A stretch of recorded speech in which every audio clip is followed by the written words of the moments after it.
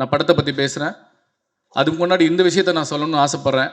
அதிகாரம் அதிகாரம் அதிகாரம் அதிகாரம் அன்பாக இருந்தாலே ரொம்ப கஷ்டமாக தான் இருக்கும். அடக்குமுறையாக தானே நம்ம ஃபீல் பண்ணுவோம். அதிகாரம் நல்ல வார்த்தையா இல்லை கெட்ட வார்த்தையா? அதிகாரத்தால் நல்லது நடந்தா அது நல்ல வார்த்தை, அதிகாரத்தால் கெட்டது நடந்தா அது கெட்ட வார்த்தை, கெட்ட விஷயம். இங்க இந்த உலகத்துல 2 பேர் தான் இருக்கான். ஒன்று இருக்கிறவன், ஒன்று இல்லாதவன். கொடுக்கிறவன், கேட்கிறவன். இந்த 2 பேர் தான். தெளிவா சொன்னா பணம் இருக்கிறவன், பணம் இல்லாதவன். பதவியில் இருக்கிறவன், பதவியில் இல்லாதவன். ஒருத்தன் கேட்டுட்டே இருக்கான், ஒருத்தன் இல்லை இல்லைன்னு கத்திட்டே இருக்கான். இப்போ இன்னைக்கு இருக்க சூழ்நிலையில அதிகாரமும் அடக்குமுறையும் தான் அதிகமாக போயிட்டு இருக்கு. நான் எல்லாத்தையும் சொல்லலை, 100% சொல்லலை. நல்லவங்களும் இருக்காங்க. ஆனால் நல்லவங்களை தாண்டி போகிற அளவுக்கு கெட்டவங்களும் வந்துட்டு இருக்காங்க. சமுதாயத்தில் அதிகாரமும் அடக்குமுறையும் தலைவிரிச்சு ஆடிட்டு இருக்கு. அப்படிப்பட்ட அதிகார துஷ்பிரயோகம் பண்ற ஒரு அரசியல்வாதியை எதிர்த்து, அதிகார துஷ்பிரயோகம் பண்ற அரசியல்வாதியை எதிர்த்து, அதிகார துஷ்பிரயோகம் பண்ற ஒரு காவல்துறை அதிகாரியை எதிர்த்து கேள்வி கேட்கிறவன் தான் இந்த ராம் அப்துல்லா ஆண்டனி. அதிகாரத்தை துஷ்பிரயோகம் பண்ற அரசியல்வாதியையும் அதிகாரத்தை துஷ்பிரயோகம் பண்ற காவல்துறையை எதிர்த்து கேள்வி கேட்கிறவன் தான் ராம் அப்துல்லா ஆண்டனி. இந்த ராம் அப்துல்லா ஆண்டனியும் நீங்க எல்லாமே இருக்கணும்னு சொல்லி உங்களை தாழ்மையா கேட்டுக்கிறேன். நல்லதே நினைப்போம், நல்லதே விதைப்போம், நல்லதே நடக்கும். நன்றி, வணக்கம். ஒரு ட்ரெய்லர் பார்க்குறோம் சார், நல்லா இருக்கு.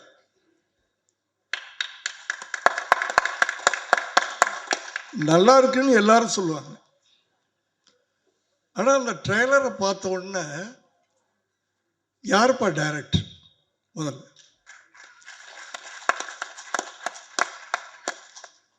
நான் சமீப காலமாக உங்கள் எல்லாருக்கும் தெரியும், எந்த சினிமா விழாக்களுக்கும் போகிறதில்லை. ஏன்னா நான் 7 மணிக்கு டின்னரை முடிச்சுட்டு 9 மணிக்கு கரெக்டாக டான்னு படுத்துருவேன். அதனால தான் இந்த வயசில் இங்கே நின்றுக்கிட்டு இருக்கேன். அப்படி ஒரு ட்ரெய்லரை பார்த்த உடனே யாருக்கு அந்த டைரக்டரு புதுசாக இருக்கு, இன்ட்ரெஸ்டிங்காக இருக்கு.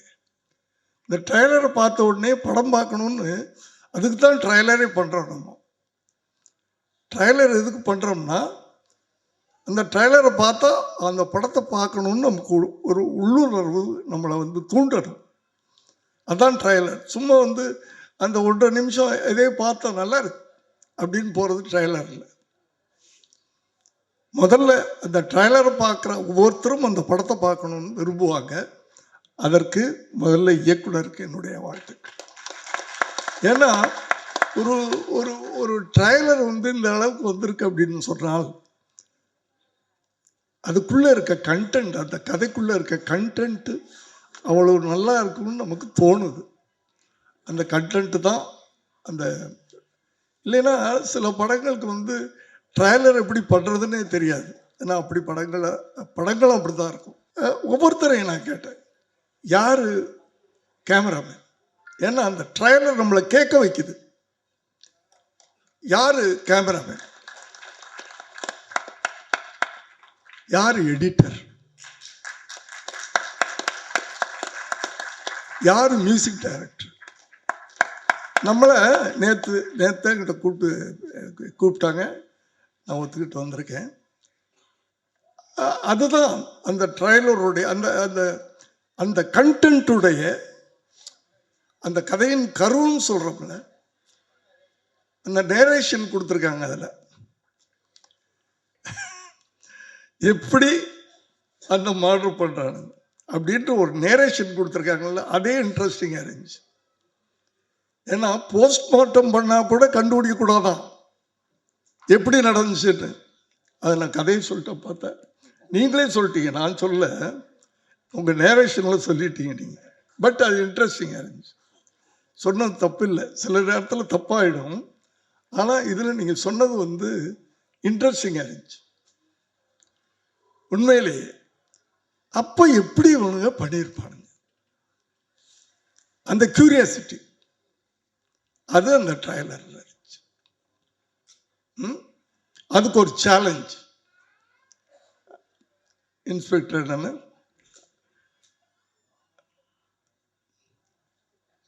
இந்த கேஸ் முடிகிற வரைக்கும் தன் சிரிப்பையே நான் பார்க்கக்கூடாது. சேலஞ்ச்.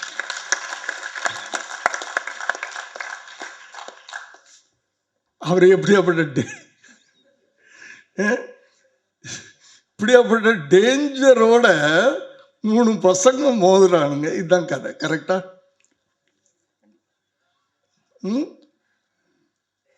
அவரே பயங்கரமான கிரிமினல். அண்ணா படத்துல சொல்றேன், படத்துல நீங்க ரொம்ப சாஃப்டானவர் தெரியும், எனக்கு கடவுள் பக்தி நினைச்சவர் தெரியும். அந்த அந்த ஒரு ஷாட்ல ஒரு கேரக்டர் நம்மளால புரிஞ்சுக்க முடியுது. ஒரு ஷாட்ல விடுறாலும் அந்த பசங்க விட மாட்டேன் அப்படின்ற மாதிரி. அப்படி இந்த கதைக்குள்ள ஒரு டிக் ஃபார் டேட், ஒரு அதாவது ஒரு இப்போ ட்ரெண்ட் என்னன்னா, சூப்பர் ஸ்டாருங்களை வச்சு படம் பண்ணலாம், இன்வெஸ்ட் பண்ணலாம்,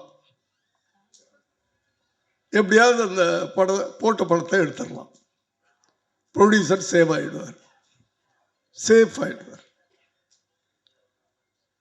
இல்லைன்னா இப்படி இப்படி புதுசா பசங்களை கொண்டாந்து, புதுசு இல்லை, ஃப்ரெஷ்ஷா வச்சு படம் பண்ணு. இதுதான் பண்ணணும். இப்போ நடுவில் யாரையாவது வச்சு பண்ணோம்னா ப்ரொடியூசர் காணாமல் போயிடுவார், டைரக்டர் காணாமல் போயிடுவார். ஆனால் இங்கே நான் குறிப்பாக சொல்லணும், நான் கொஞ்சம் டைம் எடுத்துக்கிறேன். ஆனால் என்னை பேச வைக்குது அந்த படம், அந்த ட்ரைலர் என்னை பேச வைக்குது. மறுபடியும் சொல்றேன், இப்படியாப்பட்ட படம் எடுக்கிறதுக்கு யாரும் ஃபைனான்சர் கிடையாது. இப்போ மொத்தத்திலே ஃபைனான்சர் கிடையாது எந்த படத்துக்கும். இதான் நான் சொன்ன மாதிரி சூப்பர் ஸ்டாருங்களை வச்சு படம் எடுத்தா அதுக்கு ஃபைனான்ஸ் பண்ணுறதுக்கு ரெடியாக இருக்காங்க. ஒரு நல்ல கதைக்கெல்லாம் இப்போ ஃபைனான்ஸ் பண்ணுறதுக்கு யாரும் தயாராக இல்லை. நல்ல கதையாக நீ எடுத்து ரிலீஸ் பண்ணு, யாரும் இல்லை ஃபைனான்ஸ் பண்ணுறதுக்கு. எவ்வளோ ஆச்சுன்னு கேட்டேன் நான் நேற்று. ஒரு 2.5 கோடிக்கு மேலே சொன்னாங்க. சார், தயாரிப்பாளர் சார், நீங்கள் ஏதோ பிஸ்னஸ் பண்ணிகிட்டு இருக்கீங்க, வேறு பிஸ்னஸ்ன்னு சொன்னீங்க, என்ன பிஸ்னஸ்ன்னு தெரியாது. ஆனால் 2.5 கோடி ஒரு இயக்குனரை நம்பி நீங்கள் படம் எடுத்திருக்கிறீங்க அப்படின்னா உங்கள் நம்பிக்கைக்கு நன்றி. அந்த அந்த அந்த அந்த நம்பிக்கையை ஜெயிக்கும் சார். மனுஷனுக்கு முதல்ல வேணுங்கிறது என்னன்னா நம்பிக்கை. ஒரு காரியத்தை நம்ம செய்யும்போது நம்ம ஜெயிப்போம் அப்படின்னு நினைச்சு நீங்க ஆரம்பிச்சீங்கன்னா கண்டிப்பா நம்ம ஜெயிப்போம் சார். என் வாழ்க்கை அதுதான். இன்னைக்கு வரைக்கும் நான் ஜெயிப்போன்னு படம் எடுத்துக்கிட்டு இருக்கேன். என்னைக்காவது ஒரு நாள் ஜெயிப்பேன். இந்த வயசுல மனிதனை இயக்குறதே அந்த நம்பிக்கை தான் சார். அதுதான் நம்ம எனர்ஜி.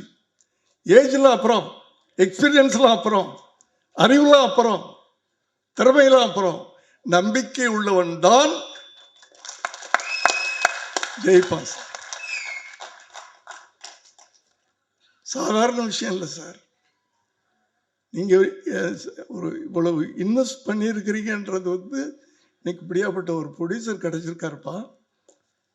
நீ நிச்சயமா அந்த படம் வெற்றி அடையும் நான் நினைக்கிறேன். அவங்களாம் நினைச்சாங்கன்னா இப்படியாப்பட்ட நல்ல படங்களை கொண்டு போய் சேர்க்க வேண்டியது அவங்க. சூப்பர் ஸ்டார் படங்களை கொண்டாடுறாங்க, இப்படிப்பட்ட படங்களை அவங்க கொண்டாடணும். தயவு பண்ணி கேட்டுக்கிறேன். நான் படம், அவர் சொல்லிட்டாரு படம் காட்ட போறேன்றார் பாருங்க. அதுலேயும் ஒரு வார்த்தை சொன்னார், நல்லா இருந்தால் என்கரேஜ் பண்ணுங்கன்னு சொன்னார். நாங்கள் எப்படி வேணாலும் படம் எடுப்போம், என்கரேஜ் பண்ணுங்கன்னு சொல்ல, அவ்வளவு கான்ஃபிடென்ட்டோட சொல்றார். அந்த நம்பிக்கைக்கு நீங்க உரமா இருங்க. தயவு பண்ணி உங்களை நானும் அவர் சார்பாக கேட்டுக்கிறேன். நான் எல்லாமே ஒரு ஒரு பாட்டு கேட்டோம்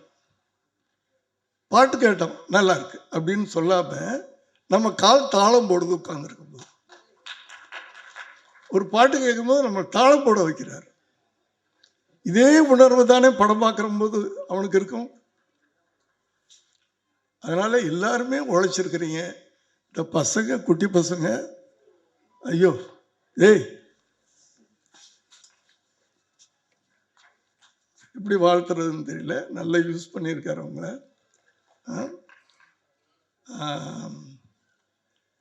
இந்த 2 பசங்களை வச்சு டைரக்டர் மணிகண்டன் நினைக்கிறேன் ஒரு படம் எடுத்திருந்தார்.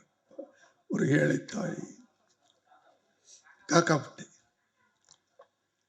அது வேற, அது கதை வேற காலம், அது இது வேற மாதிரி இருக்குது. அதனால என்னுடைய முழுமையான வாழ்த்துக்கள். அடுத்து நான் எங்கே போனாலும் சமீப காலமாக சொல்ல வேண்டியது, இயக்குனர் உட்காருங்க சார் ப்ளீஸ், உட்காருங்க சார் ப்ளீஸ். இந்த படம் வெற்றி அடையும், அந்த நம்பிக்கை எனக்கு இருக்கு. ஆனால் இப்பத்த ஜென்ரேஷன் இந்த வயலண்ட் தான் ரசிக்கிறாங்கன்னு சொல்லிட்டு, எனக்கு தெரியாது முழு படம் என்னன்னு தெரியாது எனக்கு. வர்ற இயக்குனர்கள்லாம் கத்தி ரத்தம் சத்தம் வேற எதுவுமே கிடையாது, கதையே கிடையாது. இந்த 3 நம்பித்தான் படம் எடுக்கிறாங்க. அப்படி இருந்துற போதும்னு எனக்கு பயமா இருக்கு. அப்படியே நீங்க முதல் படம் ஜெயிக்கணும்னு எடுத்தா கூட அடுத்த படங்கள்லாம், ஏன்னா ஒரு எழுத்தாளன் தான் நாட்டில் ஒரு எழுச்சியை உண்டாக்க முடியும். எங்க பீரியட்லாம் 80s நாங்கள் என்டர்டெயின்மெண்ட் படம் தான் எடுப்போம். முத்துராமன் சாரா இருக்கட்டும், நானா இருக்கட்டும், ஏன்னா ப்ரொடியூசர் சேவ் ஆகணும். ஸோ என்டர்டெயின்மெண்ட் படம் தான் எடுப்போம். ஆனால் அதுக்குள்ள ஏதாவது விஷயங்களை சொல்லிக்கிட்டே போவோம். ஒவ்வொரு படத்துக்கு போராடி ரிலீஸ் பண்ணுவோம். அதுதான் அப்போ உட்காருங்க. ஒவ்வொரு படத்தையும் போராடி தான் ரிலீஸ் பண்ணுவோம். நான் என்னை பொறுத்த வரைக்கும், ஏன்னா என்னுடைய படங்கள்லாம் அப்படி தான் இருக்கும். நாட்டில் நடக்கிற தவறுகளை தைரியமாக நம்ம சொல்லக்கூடிய ஒரே மீடியா சினிமா. இப்போல்லாம் யாரும் பத்திரிக்கையெல்லாம் படிக்கிறது இல்லை. ஸோ உங்களை மாதிரி இளைஞர்கள் சமுதாயத்தை நல்லபடியா, ஏன்னா சினிமா வேற வாழ்க்கை வேறேன்னு இப்போ யாரும் நினைக்கிறது இல்லை சார். சினிமா தான் வாழ்க்கைன்னு நினைக்கிறாங்க சார். சினிமாவில் என்ன நடக்குதோ அதை நம்மளும் பண்ணலாம். இப்போ ஸ்கூலில் படிக்கிற பசங்களாம் கத்தி எடுத்துட்டு போகிறாங்க இல்லையா? ஸோ நம்மளும் அதுக்கு சப்போர்ட்டாக இருந்துடக்கூடாது. ஒரு எழுத்தாளராக, ஒரு இயக்குனராக நான் உங்களை எல்லாம் கேட்டுக்கிறேன். ஏன்னா வருங்கால சமுதாயம் நல்லா இருக்கணும். அதுக்கு நம்ம கையில் இறைவன் கொடுத்துருக்கிறது இந்த ஒரு பவர்ஃபுல்லான மீடியா சினிமா. அந்த சினிமாவை நல்ல விதமாக நம்ம யூஸ் பண்ணுவோம். வருங்கால இளைஞர்களுக்கு நம்ம ஒரு நல்ல வழிகாட்டிகளாக இருப்போம் என்று உங்களை எல்லாம் கேட்டு, இது தேவையில்லாத விஷயம், ஆனால் இளம் இயக்குனர்களை கேட்டுக்கிறது இதுதான். நன்றி, வணக்கம். என்னுடைய ஃபுல் டீமுக்கு அத்தனை பேரை நான் தனித்தனியாக சொல்ல விரும்பலை. நல்லா மறுபடியும் சொல்கிறேன். அதை கொண்டு போய் ரீச் பண்ணுற அளவுக்கு கையில் இருக்குது. அது இப்படியாப்பட்ட படங்களை படம் திருப்பி அந்த ப்ரொடியூசர் சொன்ன வார்த்தையை சொல்கிறேன். படம் நல்லா இருந்தால் உங்களுக்கு காட்டுறேன்னு சொல்கிறாருல, நல்லா இருந்தால் அந்த படத்தை கண்டிப்பாக நீங்கள் பாருங்கன்னு எல்லாத்தையுமே சொல்லணும். எல்லாத்துட்டையும் நீங்கள் எடுத்துக்கொண்டு போகணும். ஏன்னா அப்படியாப்பட்ட படங்களுக்கு முதல்ல ட்ரைலரை பார்த்துட்டு வந்துடுவாங்க. அந்த ட்ரைலரையும் முதல்ல எல்லாரையும் பார்க்க வைக்கணும். நன்றி, வணக்கம்.